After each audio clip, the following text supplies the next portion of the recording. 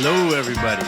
Welcome to another episode of Dirt Nap City, the show about interesting dead people. And I got a good one for you today, Kelly. Awesome. I'm excited. Well, I think we were talking earlier before the episode, and I think the kind of people that I like to talk about are kind of taking shape, I think. I like to talk about people from the 20th century. I think it's my favorite century, even though I recognize that I'll probably live more in the 21st century than the 20th century. So far, the 20th century, 21st century, 2 stars maybe. It's nostalgia, right? Partially. Yeah, I'm not that impressed with this century so far. With the newsmakers, deal makers, luminaries, artists, just whatnot. I think the 20th century was the American century, as they call it. Well, perhaps we can step in and be the change that the world needs, right? Maybe Dirt Nap City is just that. It's going to be, it'll start off as a podcast. It will become a regular show on Netflix. Eventually it will have sort of a media empire with millions of subscribers on YouTube. We'll have our own TikTok channel and then eventually run for office and change the world. That's the plan. I have a hunch that we're not going to be appreciated until the 22nd century. You and me. When we're living in Dirt Nap City? Yeah. That happens to a lot of people. Would be ironic, but probably fair. The person that I want to talk about today was named in Life magazine in 1990. I don't know why they did it in 1990, but Life magazine listed the 100 most interesting, the most important people of the 20th century. They did it about 10 years too early, but they jumped the gun, 1990. In 1999, they issued something about the most important people of the millennium, which is really funny to me. You have to be pretty strong to make that list. Yeah, agreed. But you might be surprised to learn this person was on that list of the 100 most important people of the 20th century. There were no presidents on that list. Okay, so it's not a president. There were 2 people that we've talked about in previous episodes on that list. You want to take a guess on who those 2 people were? I'm going to guess Eleanor Roosevelt and thinking of importance here, Chef Boyardee. Eleanor Roosevelt was definitely one of them. Oh, the other one is the person that we're about to talk about? No, somebody we've already talked about. Somebody we've already talked about. Could it have been Dr. Seuss? You know what? I forgot who that person was. I thought you would guess it. I don't think it was Dr. Seuss, though. No. I can give you Einstein. It was Einstein. Oh, yeah. Okay. Yeah. Einstein and Eleanor Roosevelt. Yeah. All right. Not Chef Boyardee. Anyhow, this person was also on that list of the 100 most important people of the 20th century. Born in 1903, died in 1998. Wow. 85 years old. Yeah. And won an Olympic medal in rowing in 1924, but not an athlete. I mean, not known as an athlete. He got his MD from Columbia in 1929. And I'll give you a little riddle here today. Was it C. Everett Koop? No. Oh, that would be a good one. I'll give you a little riddle here. You should get it. Okay. We're going to talk about babies today, not Star Trek. Oh, Dr. Spock. Dr. Spock. What do you know about Dr. Spock, Kelly? Really just that he wrote a book about raising healthy, happy babies. Yeah. And the thing about that is that book came out in 1946. Okay. So if you think about what was going on in America in 1946, that was right at the beginning of the baby boom, right? Yeah, well, let's see. Was World War II over in 46? It was, right? It was over in 45. Yeah.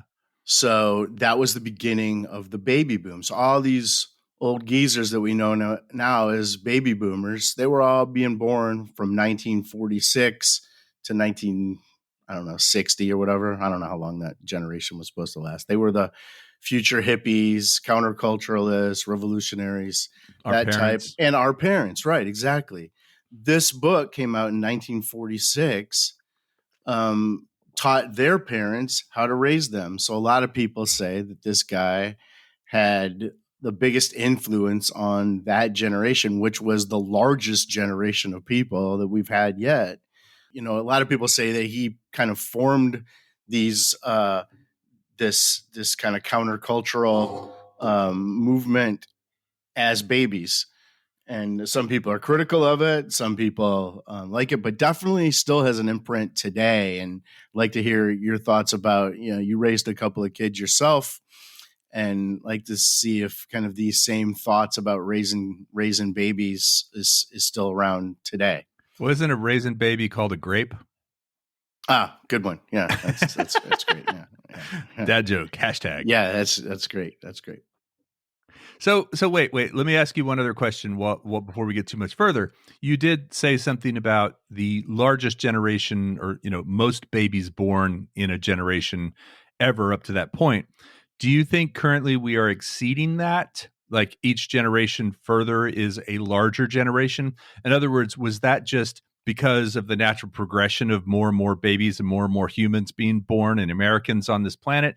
Or was that a particularly big generation of babies, the boom, right? Like the raw number is probably not larger than today, but in terms of number of kids per family, I think it was larger than any. It was a concentrated in such a short amount of time because of the war, because men had been away for a while, and now they were settling down. I think that was the explosion of everybody having kids at the same time. In terms of raw numbers, just because there are more people now, the raw numbers are probably bigger now. But I'd have to check. Well, I mean, you do read these stories about certain countries where the population growth has slowed down, and everybody's worried about it.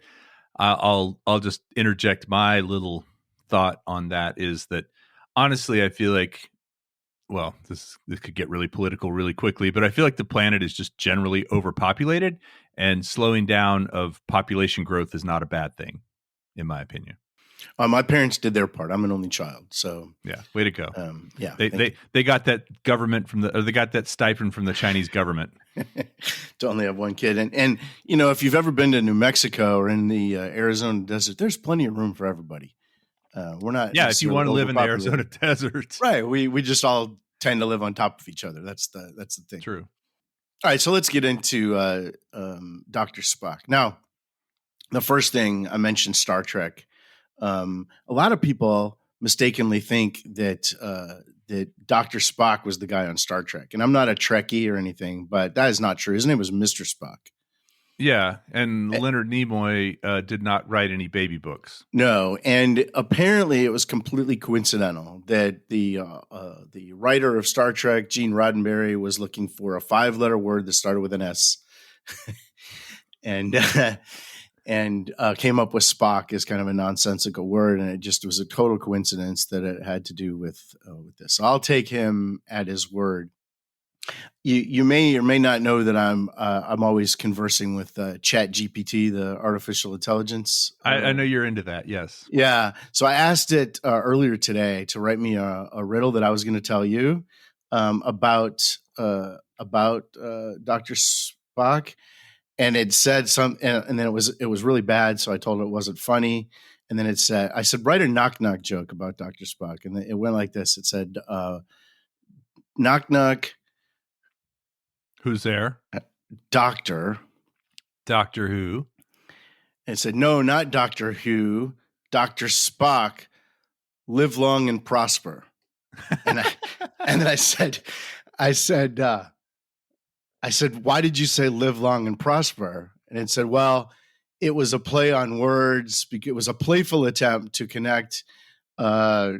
Spock with Mr. Spock from Star Trek. And I said, I think that would be confusing to the listener. And it said, I apologize. I didn't mean to confuse anybody. I'm always trying to put ChatGPT in its place. Yeah. And but very, very good manners. Very polite. Very well behaved, but not very funny. Okay. Not very funny at all. It tells things that are almost jokes all the time, and I get annoyed with it. Well, yeah. I mean, I think it almost would have been better if it had Dr. Spock and Mr. Spock confused, At least that would have been a good excuse. But, oh, no, I know the difference. I just went for it anyway. It's not a great excuse. Right. Yeah, I know. Very AI type excuse, Yeah, right? yeah. I'm never wrong, right? Yeah, exactly. So when this book came out in 1946, it immediately became one of the top selling books of the 20th century. At one time, they said only the Bible had sold more. It Wow. sold 500,000 copies in the first 6 months. Did And by Dr. the- Spock have a first name? Benjamin. Benjamin. Okay. Thank you. Benjamin Spock. By the time he died in 1998, his book had sold 50 million copies. And I think the latest edition, they're still publishing it. The latest edition came out in 2018. So they Wow. just keep adding new things, adding more pediatricians to the mix. And it's still a book that you can buy today. In its first 52 years, they said it was the second best selling book next to the Bible, depending on who you're kind of talking to. He became very political later in life and was a pretty big opponent of the Vietnam War. And that actually really hurt his sales because he kind of drew a line there. So once in the set, by the time we were kids and our parents were reading this book, it wasn't selling as well because he had kind of drawn some political lines. Kind of like Dilbert cartoons in the future. Yeah, exactly. Do you know what some of the best-selling all-time books are? I'm going to guess probably Holden Caulfield. What was that? A Separate Piece? The Catcher in the Rye. Or Catcher in the Rye, yeah. Mm-hmm. I would say probably A Separate Piece. The Great Gatsby would be a guess. Is that on there? It didn't sell more than this book. So the books that have sold more than this are like Don Quixote, I think, is the biggest selling book of all time. And A Tale of Two Cities, Little Prince, old books like that, The Hobbit. The books that have done well since this came out in 1946, The Lion, the Witch, and the Wardrobe. Harry Potter. All the Harry Potter, 7 Harry Potter books. Da Vinci Code. Oh, yeah. Bridges of Madison County. Bridget Jones' Diary. No, that didn't sell better than this. And then an Indian book called Vardiwala Gonda. Do you know that book? No. The idea here is that this guy wrote this book. He was a pediatrician. He had been practicing for 15 years or so, and really wanted a good book that all these new mothers were going to have to about raising kids, based on kind of what he's seen in his pediatrician's offices. The criticism of this book wasn't super grounded in research. It was mostly drawn from anecdotes and from patients that he had, which isn't great for a medical kind of how-to book.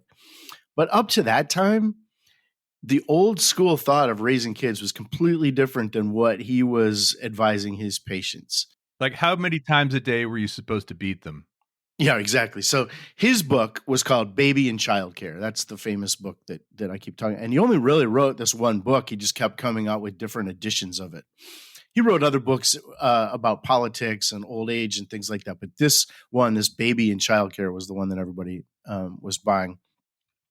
Prior to this, there was a book that came out in 1894 called The Care and Feeding of Children, which makes it sound like a houseplant, right? Right. And the idea back then at the turn of the century about raising children was completely different than I think you or I would recognize. It would say things like, babies under 6 months should never be played with. And the less of it at any time, the better for the infant. They're made nervous and irritable. They sleep badly and they suffer from indigestion. Really? Don't kiss and hug your babies, because that would not prepare them to be strong and independent individuals in a harsh world. Only kiss kids on the forehead and limit hugs and other displays of affections. So just not. Wait, this was The Care and Feeding of Babies, not Dr. Spock. Right. This was The Care and Feeding of Children, which came out in 1894. Even in 1930, there was a guy named John Watson that came up with a book that said children should be treated as adults. Here's a quote from this book. Never, never hug and kiss them. Never let them sit in your lap. If you must, kiss them once on the forehead when you say goodnight. Shake hands with them in the morning. Very formal way to raise children. Yeah. So you see, when this is what mothers prior to the baby boomers were left with in terms of how to raise kids. Yeah. And he just thought this seemed cruel. He thought that that what he had seen is that, and mostly mothers were coming in at the time. He'd say, you know more than you think.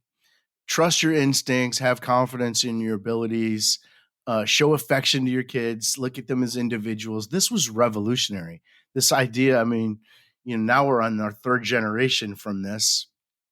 If our parents were the first ones raised by this Spock, and then we were the second, and now we raised our kids kind of with the same mentality, I think. Some of his critics said that it fostered permissiveness, that it was just kids could do whatever they wanted. But he didn't really say that. He said, you got to be firm but gentle, and you show them respect, but ask for respect in return.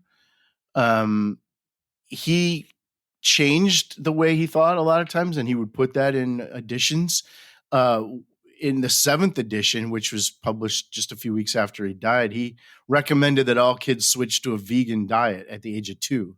Wow. That was roundly criticized, and later found that not a great idea to suggest that for everybody. It was mocked and criticized even by his co-author later on. And then future editions of that kind of took that out. But it was kind of a living document that went with the times.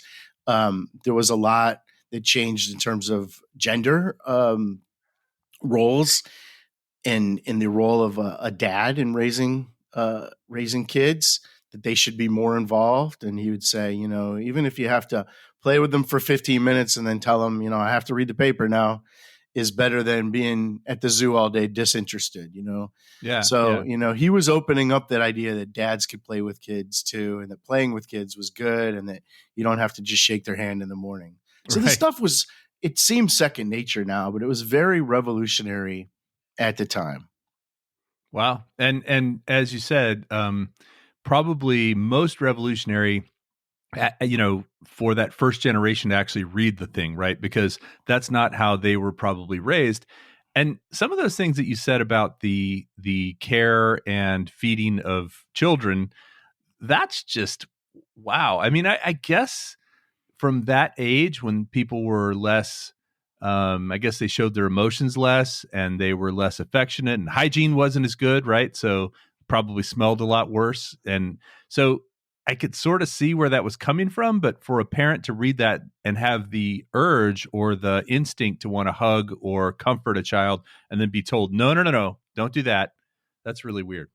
Yeah, you make a great point about the hygiene part. I read through a lot of this care and feeding of children yesterday, and it talks a lot about infectious disease. And I guess there was like typhoid and tuberculosis and polio and things like that going around. Not forget the plague. Right. So there was a lot going around back then that you didn't want to catch from your kid. And then there's things that we still wrestle with today. It's said that under no circumstances should a baby sleep with the mother, that it could get smothered. One of the big criticisms of Spock is that he said kids should not sleep on their backs. They might throw up and swallow it or something. Well, it turns out that thinking probably contributed to a lot of SIDS. That it turns out sleeping on their belly or their side is not as good. We know that now, but he didn't recommend that. And again, that's because he didn't look at the research. He didn't notice that there were like 50,000 kids that probably there was something in common with them, and that was that they all slept on their stomachs or their sides. So, and that was in the 1930s and 40s, like when he would have been writing this book. I wonder if that sort of research was available then, like if there were studies you could, find. I think hospitals kept data on that kind of thing. We take so much for granted these days with the internet, right? That back then would have really required. Now, of course, if you're going to write a book, you need to put in the work, right? But it would have required him to go to a hospital or go to, the library and kind of look at these studies and see what was done. And it sounds like he didn't do a lot of that. Yeah, that was kind of in vogue at the time. I mean, he put a lot of Freudian stuff into there, and Freud also was very anecdotal in what he would write about. He didn't base his stuff. When did Freud live? around that same the 30s and 40s and Oh, really? Okay. 50s, and yeah. And so that kind of that anecdotal evidence, what we'd call today, you wouldn't get anything published today. It was kind of sloppy way of writing. That was kind of more popular back then. One of the other things that even today that people talk about is the idea of whether or not to let a kid cry. Where did you guys, when you were raising your kids, where did you come down on that? When you're trying to put your kid to sleep and he's crying. What do you Oh, do? you mean like infants, like just Yeah, can't yeah, be yeah. reasoned with. Infants. Um, well, I think babies' cries are designed to hit your cortex, right? Hit you at your very nerve, and so it's very difficult to listen to a baby cry. I think that's why it's so difficult on an airplane or in a public situation when you just hear a baby crying. It's annoying, but it's also just like, oh, it's really getting under my skin. And when it's your own, it seems to hit a different frequency. We did let them cry, particularly my daughter when she was really young. She was 2 years old, 1.5, 2. She always wanted us in there until she fell asleep. And when we would leave, she would start crying and she'd stand up and she'd shout out to us. And that was really hard to take. But eventually she would just fall asleep and realize that. So I am okay with letting them cry as long as you know they're safe. Man, that was the hardest thing for us. It was the hardest thing. Just that idea that I could not reconcile the idea that my kid was crying and I was teaching him that I wasn't here for him when he was upset. That's what went through my mind as I'm just watching TV, listen to him scream bloody murder, And it really did a number on me. It was really hard for us to do. So we probably responded to the cries more than we maybe should have. But I still don't think that research is really, I think it's whatever you're comfortable with. I think there's that Yeah. Ferberizing method where you're moving a little bit away from the crib every night. You're supposed to take like 2 or 3 steps further away. What is that? When we do that what method? Ferberizing, there was a Dr. Ferber that popularized that. So you're not supposed further, to start, not further rising. No, you're supposed to start at the crib, and then the next night you're like 3 steps away, and then the next you're like 15, and then you just keep moving down the hallway. Well, we would do that for a few days, and then he would get sick. So we'd be like, no, he needs us now. And then he would just keep going back to the beginning. It never really worked. It was really, really difficult. Well, back in the care and feeding of children, they said that crying, that was Satan leaving the body, right? They said it was the baby's exercise. That babies needed this, it's useful because it expands the lungs, and it needs to happen a few times a day for 15 to 30 minutes.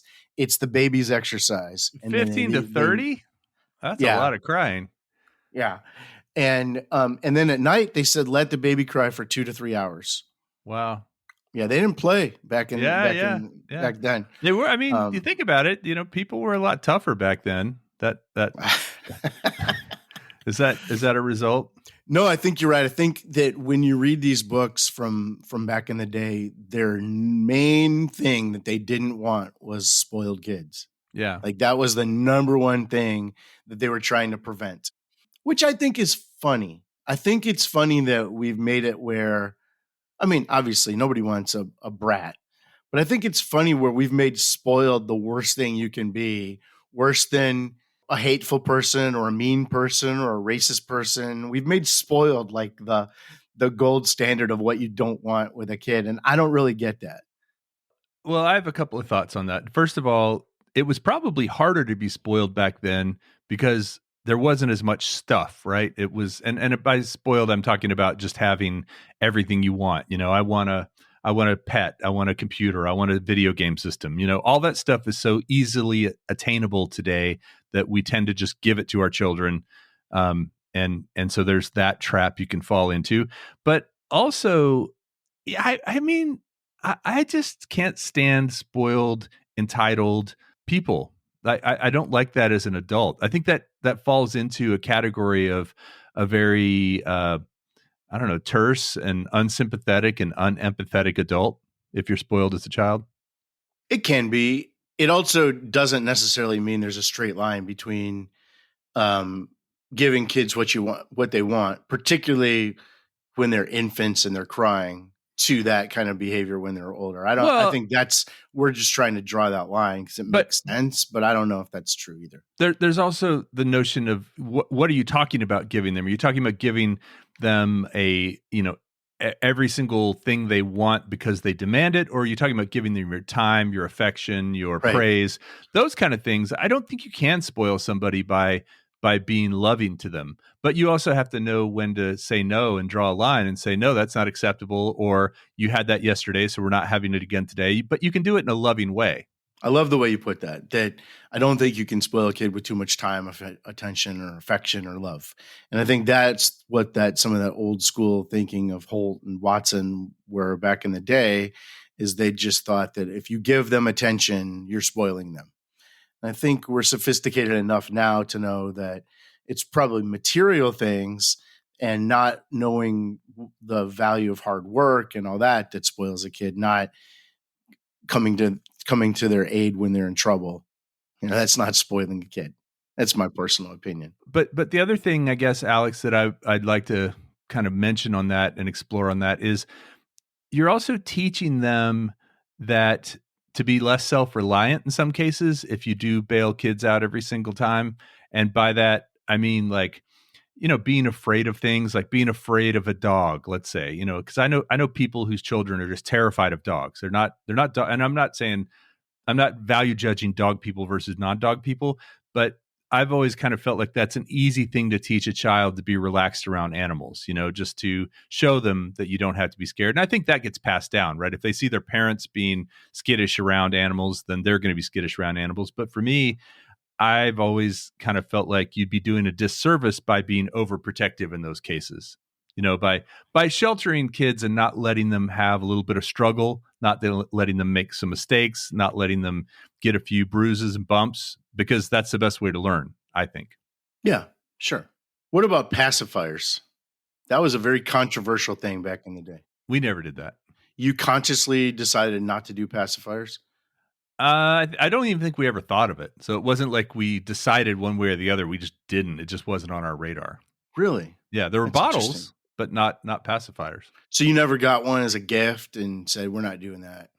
Really? No. Well, yeah, probably said that, but didn't even like give it that much thought. It was just set to the side or donated or thrown away or whatever. Did you give us a pacifier for when our babies were born? No.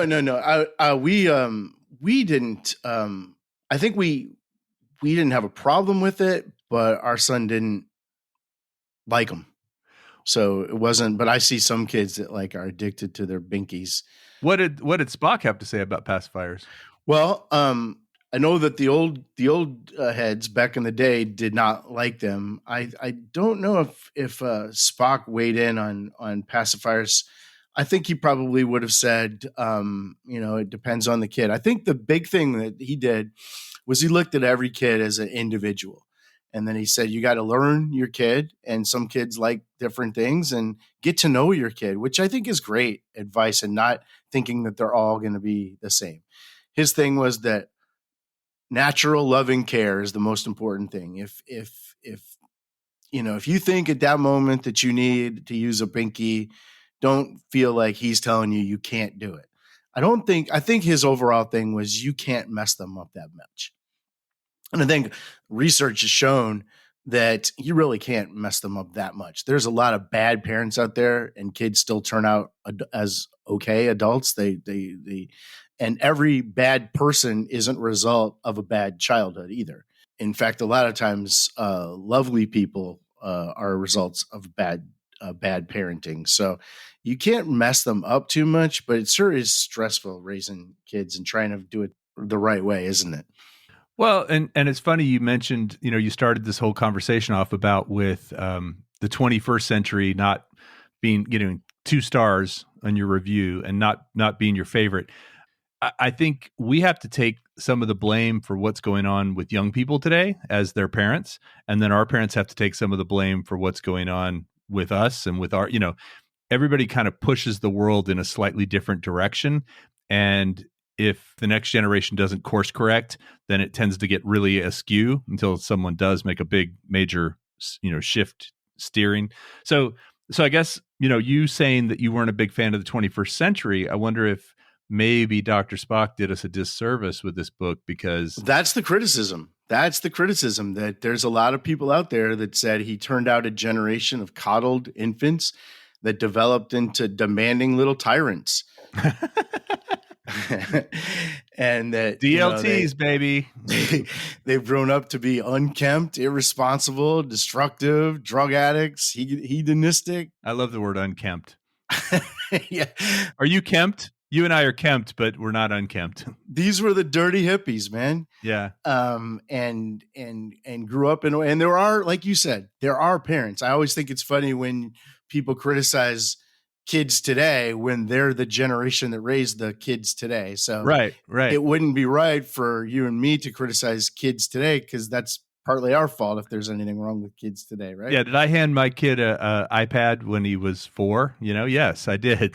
Probably when he was 2, and so he looks at his phone a lot. Well, I wonder why. Yeah, and I don't think that's as destructive as the kid trying to get your attention and you looking at your iPad instead, ignoring the kid. That's way worse, I think. Well, I think what happens in those situations is, rather than the kids, rather than looking for positive attention, they look for negative attention, right? They start acting out, and they just crave any sort of attention. So even if they have to do something bad to get you to pay attention to them, they do it. No, I was going to say that the one thing that you always hear older generations complaining about with kids is instant gratification, right? That's something you always hear, that these kids today, with their instant gratification, and most of the time they're talking about things that they don't understand. So like digital pictures. If you talk to kids, parents, or not parents, people like our parents' age, they'll talk about how video games, and their instant gratification. Well, the funny part about that is, if you ever played video games, they're anything but instant gratification. It's all delayed gratification, telling you if you do one more thing, you're going to level up, and now you got to do this. And it's always pushing the gratification up. So if anything, our kids, or that video game generation, is not learning instant gratification. They're all constantly delaying gratification. Well, I would counter that with, like I said, digital pictures, right? Remember, we had to take a picture and get it developed. You remember taking your roll of film to Randall's or Safeway or Photomat or whatever, Fox Photo, and then you had to wait a week and go pick them up, and then you were so excited and you had no idea what the pictures were because you couldn't see little images of them. Whereas now, that's pretty instant gratification, and I love that as an adult. I could never go back to the way it was. I don't think that was better, but it definitely, like, kids don't have the patience, or sending a letter to somebody versus a text or an email. Like they're not going to get that message immediately. It's going to be waiting for that letter to arrive. The ride home from the record store, can't wait to go home and put your record on and listen to it, as opposed to just downloading any song you want and it's ever been recorded today. Yeah. No. Sure. I don't think the kids are the ones that have fashioned that, though. That's what we've handed to them, Oh, no, they didn't. I mean, it's just technology, right? But ultimately, having to wait for something and be able to, even just like reading a map, like not having GPS to be able to tell you where to go. You don't worry about getting lost these days. You just ask, whatever GPS you're using, you look it up on your map and you get turn by turn directions.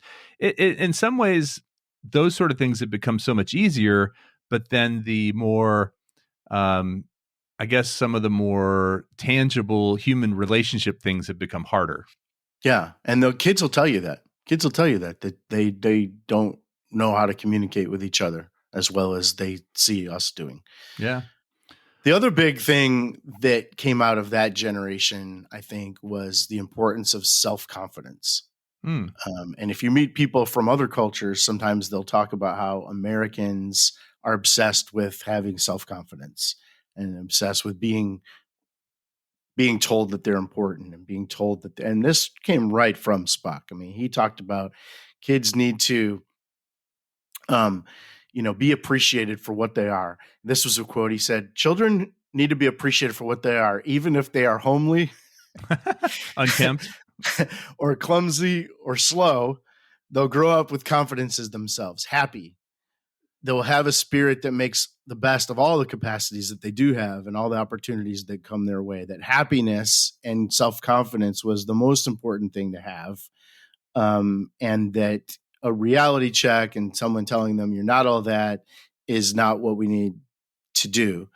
That every child has strengths and weaknesses, and loving means adjusting your expectations to fit your child, not trying to adjust your child to fit your expectations. Oh, I think that's important advice, and I think it's definitely one that's carried its way into the generation. I mean, Our look at generation. body positivity, right? That's something that, I mean, just even the way that magazines and fashion companies have changed the types of models they hire, for example. They're trying to be more inclusive in that area. It's not just all the traditional, what we considered a supermodel back in the day. So I think that's a positive thing to but I also think you have to be realistic with kids, and you have to be able to tell them, hey, you're not, I mean, did your parents ever tell you were going to join the NBA, Alex? No, Probably not, and so, but if they had, would that have been detrimental, or would that have been like a more positive thing for you? but I'll tell you what, my kid used to tell me that he was going to be in the NBA. And I made a point not to go, statistically, you're probably not going to make the NBA, kid. I let him dream that. Yeah. What's the point of telling an 8-year-old he's not going to make it? At that point, there's nothing that he can do about that, and other than just bum him out with that information, Well, at Um, 8 years old, but let's say at 15, 18 years old, and he's still pursuing that, and like wanting to go to school for it and dedicating his time to it, and not doing the other things he could be doing to further his talents that he has. That's where you have to kind of use that judgment and go with your gut. that's true. That's true. Spock said that a child who is fussed over, which you remember in the previous generations was like the worst thing you could do is fuss Yeah. over a kid. He said, perhaps a child who's fussed over gets a feeling of destiny. He thinks he's in the world for something important, and it gives him drive and confidence. So you may agree or disagree with that notion, but the point is that's what they were teaching moms and dads in the 40s and the 50s, and then later on in the 60s and 70s, when we were growing up. So imagine one person kind of having such a big influence on the way that children are raised. I checked to see if he and Mr. Rogers had any kind of relationship. Certainly they knew each other and they worked together on some projects here and there, kind of tackling the same issues from different directions. We talked about Mr. Rogers and Dr. Seuss tackling things from different directions too. Yeah. But those three, man, talk about an influence on our generation and Yeah. people coming up. Fred Rogers, Dr. Seuss, and Dr. Spock. Even though we as kids didn't really know who Dr. Spock was, he was kind of pulling the strings of our moms behind the scenes. I mean, I guarantee our moms have these books. Fred, Theodore, and Benjamin. Yeah, yeah. I mentioned the gender stereotyping in 1976 in that edition. He warned against praising girls on their appearance, and warned against the household where girls are taught to do housework while the boys played outside. He talked about how fathers had to have an equal share in child raising, and then talked about how the changing world of women at work needed to be reflected in the amount that dads were putting into raising kids. He opposed circumcision in 1991. So what was he, 88 at the time? He said, my own preference, if I had the good fortune to have another son, would to leave his little penis alone. Well, there you go. Yeah, I don't really have any comments on that one. He became very politically involved, became a socialist, anti-war. And this was interesting. In 1967, there was actually some talk about him being MLK's running mate. If MLK had run for president in 1968, it would have been the King Spock ticket. Wow. For president. So I thought that, and then he actually did run for president in 1972. Wow. So he was a medical doctor. Oh yeah, he's a pediatrician. Yeah. Okay. Yeah. Wow. Well, no, that's something I've heard of it, and I think there's even still some cultural references to it. I mean, it's been a few years since Raising Arizona came out, but aren't they carrying around his book in Raising Arizona? Oh yeah, yeah. I hadn't thought about that, but yeah, I think they are. They have a copy of it. Hi has a copy of it or something like that. Yeah, He's like, yeah, "You're going to yeah. need this." Yeah, it was the instruction manual on how to raise a kid. Yeah, yeah. I just Wow. think he's really a person that really contributed a lot to the 20th century. So do you think he's, they don't really have too many kids in Dirt Nap City. And if they do, it's probably tragic situation. What do you think he's doing right now in Dirt Nap City? Yeah, I mean, you're right. There's not any reproduction going on in Dirt Nap City that we know of. So he's probably just chilling with this.